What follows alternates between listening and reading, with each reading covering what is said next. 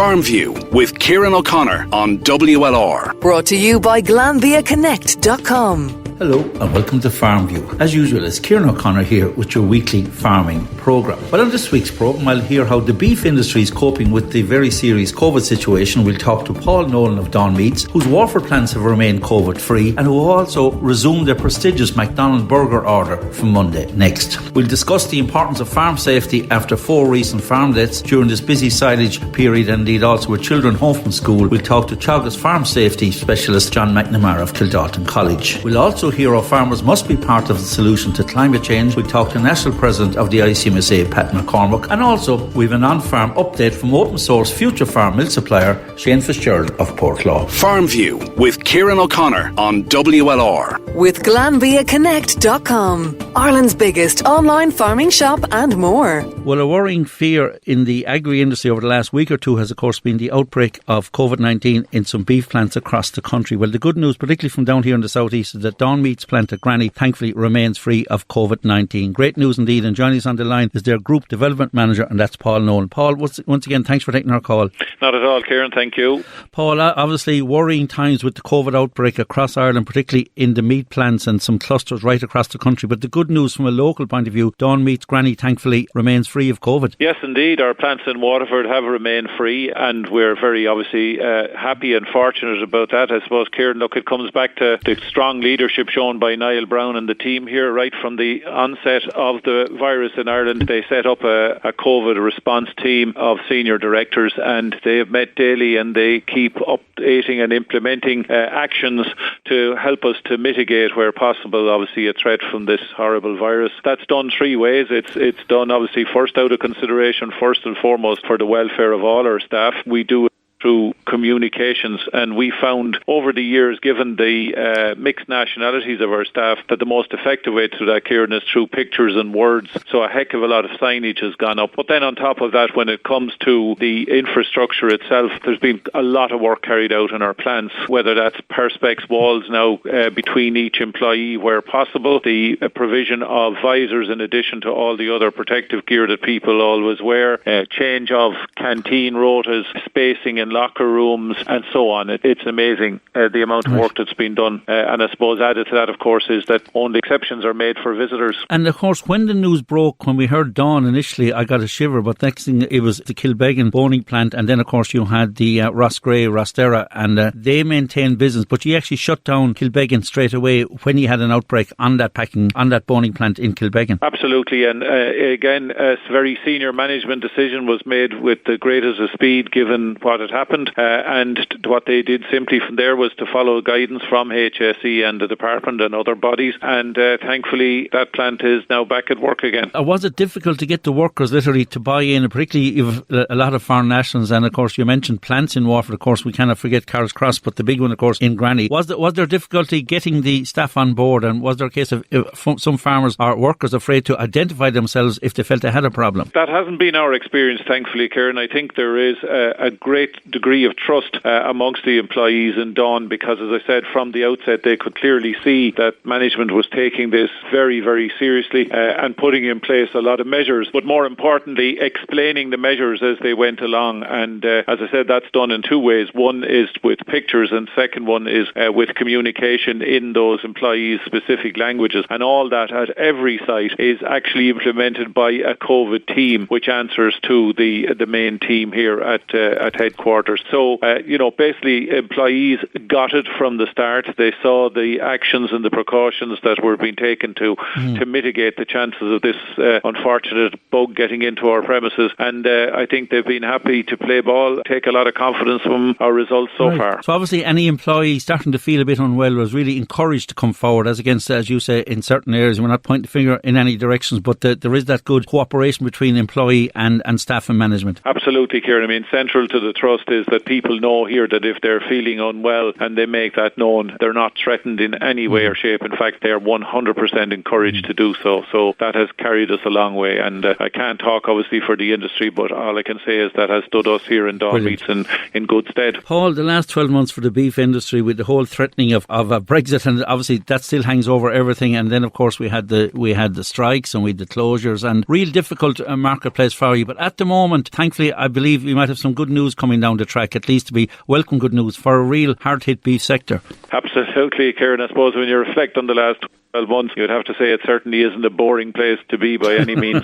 But yeah, we've had our challenges, and I suppose you're only as good as how you deal with them at the end of the day, and all you can ask is that everybody does their best. And certainly the loss of the food service sector of our business has obviously been very serious indeed. But I'm delighted to report to you that McDonald's are back for business. We will commence production in Carl's Cross next Monday, May 25th, and we hope to build back up the business that we had developed with them over the last 20 years in total indeed. Yeah, the news is good, and we're particularly proud, Kieran, that we were able to keep all of the employees in that sector of the factory redeployed and busy elsewhere during this unfortunate occurrence. And Paul, as regards the market itself, how badly has COVID affected? Obviously the restaurants and hotels are gone, but retail business has increased. Has one counteracted the other, as you see? How has it affected the overall throughput and indeed business? Yeah, Kieran, you're right. It's been a very difficult time, particularly with the loss of the food service sector of our business, because as you know, it's a global problem right now. There are no hotels, restaurants or indeed tourists circulating, and that has a major impact on the sale of steaks, because traditionally that was the main avenue. On the other hand, retail has certainly picked up as people have been in lockdown and then needed to cook more and more at home. And what we saw initially was a huge surge in the, if you like, the minced meat side of the beef business, which was seen to be simple and efficient and multifunctional. But as time has gone on and encouragements have been made, you see more and more people now starting to treat themselves to steaks at home. So in that sense, things have improved somewhat, and there are some green shoots out there. McDonald's, not to say the least, being one of those. And of course, Paul, you have the online business as well from Carl's Cross, and I believe that has gone well for you during the COVID lockdown. Yeah, again, because of the lockdown, I suppose, Kieran, it's incredible. The shop has been extremely busy, and indeed our online sales have trebled during the last 8 weeks, and we're delighted to be able to bring people indeed many cuts that would be traditionally used in restaurants, and it's great to see them experimenting at home, whether it's on the hob or out on the barbecue in this fine weather. Yeah, it's been a real lift, and very importantly, that area of our business is where a number of our McDonald's staff were redeployed to, so it was great to be able to keep everybody at work. Premium Butcher doing well for you. Paul, finally, from a farmer point of view, obviously it's all about price, and there has been a bit of speaking to the manager last week on our programme, Richie Kerwin. He said that prices are starting to move in an upward trend at the moment. Yes, indeed they are. I suppose, Kieran, you're in a perfect storm for once in a positive sense, in that the cattle at this time of the year, the supplies would traditionally be tighter than at their tightest, I suppose. The second point is, as I said, there are some green shoots there. And thirdly, I suppose, at the end of the day, the demand wherever in the world for beef at the moment is for animals that are quality assured and under 30 months and so on, and that in itself is helping to create a healthy demand, and the net result is that we've seen prices increase back to pre-COVID levels very quickly. Paul, listen, good to end on a good news story. Particularly I'm delighted that McDonald's business has reopened for you. It's a great credit due to you as well that they held on to you as a main supplier, and once you're back on track again as Group Development Manager. Paul, listen, delighted to hear also that you remain COVID free in our Waterford plants as well. So well done to you and all the staff in Dawn Meats. Keep it going, and indeed you're doing the South East proud. Thanks for talking to us, Paul. Thanks as always, Kieran. Well, for an update on farm safety, and particularly during this very busy silage season, we're joined from Teagasc by their safety officer, John McNamara of Kildalton College. John, welcome to our programme. Thank you, Kieran. John, obviously this time of year is always hectic, but as we said in our last interview, unfortunately with all schools closed, there's a huge number of children out and about, and now we're heading in the middle of silage season, so really it's a perfect storm as regards farm safety. Yes, indeed, yeah. I'd like to express concern. I think in the last week or so on the island of Ireland, there have been 4 deaths on farms, so that's tragic. So we're hitting the busy season, as you know, Kieran, silage and all that. So now is the hour to give safety first priority. John, 4 deaths, obviously one death is is one too many, but the unfortunate thing as well over the last number of weeks, we've had some children being unfortunately killed on farm. Yeah, schools are off and lots of kids on farms. Safety is a big challenge. Crucial that safety gets first priority. And there's family dialogue is important here. That kids aren't out around the farmyard playing around with tractors moving around the place and so forth. I saw an interesting idea there lately where a family painted a white line, where the kids, they could play inside the white line, but they wouldn't go out on the farm unless they talked to their parents. So we need simple kind of ideas like that. And of course the children play area vital as well. Recently I was speaking to a silage contractor and they're only making the point, or someone else, several people have mentioned about children and bringing them up on tractors for spins and whatever. That's really lethal at this time of year. No, absolutely. Please don't ask. Silage contractors have enough to do. That's not on. No, I'd emphasise dialogue between a farmer and a contractor about safety. About the speed of tractors. Having the farmyard tidy. Having the entrances onto and off public roads kind of well trimmed, if that's the right word. So that people can see. Mm-hmm. And don't put bollards on the public road. It's not allowed. Put them on the actual, the grass margins.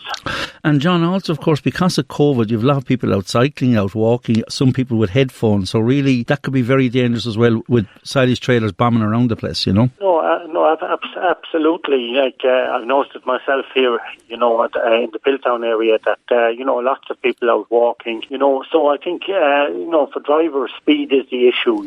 Every 10 kilometres more of speed, could increase the risk of an accident. So have a moderate speed. I think it cuts the risk. You mentioned also about obstructions around a farmyard. Indeed, that's an area where some people might neglect at this time. Yeah, well, machinery has got massive now, really, and it needs to manoeuvre around the farmyards. And let's be honest, we're hoarders as a nation, and people can have stuff, blocks, concrete blocks, or whatever could be in the way. So what you need is a tidy farmyard with kind of any obstructions off the way, especially near corners and that sort of stuff, just to let machinery flow freely. Of course, the vulnerable groups, children and particularly the elderly as well. So there's a kind of a double whammy here, and it's so important because of COVID. Indeed, well done to all the farmers. They've all adapted so well to social distancing and whatever. And speaking to several guests over the last number of weeks, that's been very much to the fore. But kids and elderly have to be really protected during this busy period. Yeah, we've mentioned kids. Like the average age of a farmer now is 57, so we have a lot of senior farmers out there, and they're obviously deeply interested in farming, and going, they're either farmers themselves or they're retired or retired from farmers now. But we all slow down as we get older, and tractors moving is a huge hazard, and that is the biggest killer in Irish farm. You're saying elderly coming down literally to watch the whole silage harvesting happening, is it? Be very careful of them strolling down the yard as such. And just being around the farm, and I know of a case where a man, he came out of a farm shed and there was a tractor passing, and God help us, he got knocked down. Mm-hmm. So that's the typical farm accident now in Irish agriculture. So it's a question of, I know it's difficult, just to kind of how would I put it, just to advise, ensure that senior farmers kind of stay out of the firing line, as it were, from all these big tractors that are moving around. Well, John, unfortunate to hear that we've had fatalities in the first few weeks of the silage season, but as you say, if people put safety first and really particularly look after the two vulnerable areas, in particular children and indeed the elderly as well. John McNamara, Safety Officer for Teagasc. John, listen, thanks for taking our call, and let's hope that we'll get through the rest of the silage season unscathed with serious accidents and indeed fatalities as well. John McNamara, thanks for talking to me. Best wishes. Farmview with Kieran O'Connor on WLR. With GlanbiaConnect.com. Thousands of products in the palm of your hand. Joining us on the line is President of the ICMSA, Pat Mc Cormack of Tipperary. And of course, he made a statement last week, and part of the statement in his press release said that Greens must see that farmers must be part of the solution. Pat Mc Cormack, welcome to our programme. Thank you very much, Kieran. Pat, obviously, we've spoken over the last few months and couple of years, as regards the whole area of the environment and indeed greenhouse gas emissions and so on. But I think that was a great statement you made, that farmers really must be part of the solution rather than being pulled apart. The Greens, the Green Wave as such, and the farming fraternity. It's all about working together here on this one. It certainly is, and to be fair, farmers work with the land and work with all that's involved in the land, and they're very, very dependent on it, whether it's water quality or whatever the case may be, in order to secure their future. certainly, obviously it looks as if the Greens potentially, and I'm going around in circles there, but, these government talks, nobody is sure where they're going. They're certainly going nowhere in a hurry. But it looks as if the Greens are going to be part of that government. And obviously, they will be looking for the environmental portfolio, one would imagine, in any negotiations. But, it can't be about curtailing and demise in agriculture. Agriculture and, vibrant agriculture and the commercial farmer has a part to play in enhancing our environment as we move forward. And, that was highlighted very strongly last year with the announcement of the Teagasc Met curve, which was a road plan for Irish agriculture, and improved EBI and genetics have a huge part to play, but equally protected urea and low emission storage spreading also have a massive part to play. So, we see farmers now beginning to get interested in regenerating hedgerows and allowing hedgerows to expand, and not keeping cut to the scope. So certainly there is opportunity there. Agriculture and farm families need to be brought with us. Equally, in our pre-budget submission for 2020, which was done a little over 10 months ago, we would have lobbied strongly for solar panels to be incentivised in the budget. Unfortunately, it didn't happen in that budget, but hopefully in budget 2021 in the coming weeks that it may be incentivised. Where people would harvest the solar energy that's available through the roofs of their sheds, in particular, I suppose, the dairy for the dairy farmer. But for all farmers, there's a great infrastructure out there, and we see it across Europe amongst our European counterparts where they're in a position to harvest that solar energy. Hopefully if the Greens are to come into government, that they'll take on those kind of initiatives that would support and enhance the farm family structure that is there. Well, definitely, Pat, as many people have said in the last few months and year or so, has been that really farmers are working with the environment as such at the moment, with soil nutrition, as you mentioned, the protected urea. And as a guy said to me recently, 20 years ago, 30 years ago, his father was being paid to take out hedgerows. Now we're being paid, or we're being asked to put them back in. But definitely there's a real buy-in. But when you see the area of public transport, air transport at the moment, with less flights happening, and indeed solid fuels and electric cars, so there's a lot more areas outside of farming, and some people might feel farming has been targeted as regards the bad guy in all of this. Look, I suppose it is the one thing that COVID-19 has highlighted. Agriculture is at full tilt and potentially, at the greatest output that it ever had in this country in 2020. But at the same time, we see our emissions come down significantly. Aviation has a huge part to play in that. And, there's an awful lot could be done there.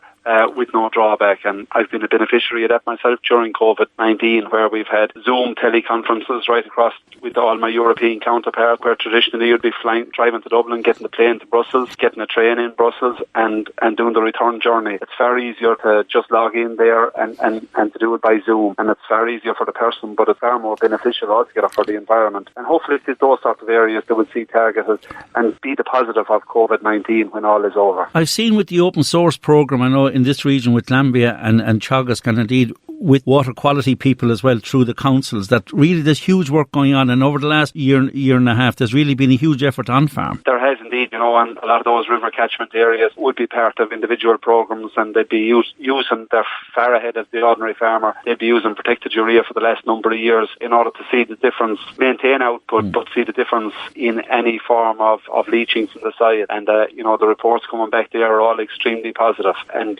once that is embraced by the wider farming community, it can have huge positive impact for the environment. But, there's a price to be paid for that. It all comes at a cost. Equally, whether it's Fianna Fáil, Fine Gael or the Greens, and it looks like those three, equally when those three enter government, they should be looking at the retention of margin for the primary producer, because, we really have become the price takers. Everyone else along the chain protects their margin via the processor and the retailer, and we need to see sustainability as well as from an environmental, we also need to see it from a social and an economic point of view in the months and years ahead. And Farm to Fork strategy, Food 2020, has been launched today and announced, and hopefully we'll see some form of credence there that will protect the primary producer in the months and years ahead, because we've seen a lot of farm families exit the industry, and we don't want to see further rationalisation of our industry if at all possible. Pat Mc Cormack, National President of the ICMSA, I think you said it all there, Pat. Listen, thanks for taking a call. I'm sure we'll talk to you in the near future. Thanks, God, Cian. Thank you very much. Well, one of two open source farmers in the Waterford area is, of course, Shane Fitzgerald of Portlaw, and he joined us on the line at a very busy time on his farm where he's actually cutting silage. Shane, first of all, thanks for taking a call, and thanks for taking time out during this busy day for you cutting your silage. Thanks very much, Kieran. Yeah, we're just in the middle of the first cut silage now, so actually we're nearly finished now. We have 7 acres left out of 52, so fantastic. We're going to cover the pit later on, so obviously you could go down and give us a hand. Right. Obviously you have the sunshine, you have the weather. How is bulk with with your first cut silage? Yeah, it's good now. Yeah, this stuff now was grazed during the spring, and there's a heavy crop on it still. There's over 5,000 kilos of dry matter on it, so it's still good. And we had grass that wasn't grazed early in the spring that we cut there last weekend, and that was good as well. So we put that in a separate pit. So we also made 18 acres of bales last week as well. So good stock by the silage already down. So it's all good quality. As regards contracting, I think you told me before, you do a lot of the contracting yourself, Shane. Yeah, we do a lot of our own work, because my dad loves the machinery side of things, and as well it just gives us more flexibility. Like this week now, I know a lot of contractors are busy, so there'll be a tight window with rain coming tomorrow night, so we're lucky enough we can cut it whenever we want, so we always get good silage. Great to hear. As regards the season so far, how well has it been? First of all, as regards turnout as well, and indeed production and yield on your farm in Portlaw. It's been a great year so far, really, overall. It's been a really busy year, actually, I suppose, with the way things are now with COVID. Like, we don't have any distractions, so we're working away all the time. The weather's been in our favour, so the cows have been milking well. Like, they've been over 2 kilos of milk solids per day over the last couple of months, and they've kind of held at that, so they're going well. Like, and grass will be good all the time. Now, we could do with a drop of rain again now, and that east wind last week kind of slowed it down, but hopefully it'll be okay again with the rain. But things have gone well, and with regards to breeding as well. Like, cows have had strong heats, and we've had 90% submitted in the 3 weeks, and so we had 3 weeks up on last Sunday, and repeats have been low so far. So far so good. So like the breeding in going well, it's so important because it's so crucial for any dairy farmer getting that tight calving scenario next spring. Yeah, it isn't exactly, I suppose. And for us this year, we really want to consolidate the herd. Like, so we're holding around to 200 cows. That's the number we want to keep the farm stocked at. So we need to try and retain as many pure cows as we can. So there's a big focus on fertility this year, trying to get as many of them in calf and keep our replacement rate low. So good way to get the production up by having more mature herd. Like, so we don't want to have too many efforts coming in next year. Good to hear. You mentioned also about grass. Obviously, the dry spell, did that affect your grazing pattern? I know you're involved with grassland management with Richie O'Brien and being an open source farmer along with Stephen Fitzgerald there in Eglish. Grassland management, how well has the volume for the cows as regards grazing? I suppose like this time of year is so crucial. Like, I think everyone should really be walking their farm twice a week even, because it just changes so fast. Like, we were growing over 80 there for a couple of weeks there. Say back 2 weeks ago, and it's dropped to 60 last week, and it's kind of even dropping a bit more down towards 50 this week. So like, things have got a little bit tight, and we had a few paddock again that we had hoped to bale, but now we had to graze, and they're around 2,000 of a cover, so it's okay to graze. But like I said, we do need the rain, so at the moment we'll get away with upping the meal from 2 kilos to 4 kilos just to fill the hole. But if growth drops any more, we might end up having to feed silage. Like, I know some areas that didn't get any showers over the last couple of weeks, they're already feeding silage. So last week I spoke to Nolan Malone, quality manager with Glanbia, quality milk manager with Glanbia, as well as the whole area of milk collection. She was loud in praise of how farmers have adapted, that you've kept your social distance, laid out all the protocol for the truck driver when he comes in, because it's so crucial with Bellevue taking up to 5 million litres a day at the moment at peak time. Really, it's important that everyone plays their part. Yeah, no, it definitely is. Yeah, we do try and keep our distance from the drivers, the delivery drivers and the milk collection drivers, because last thing we want is for our milk not to be collected. So we just call the delivery driver for the nuts.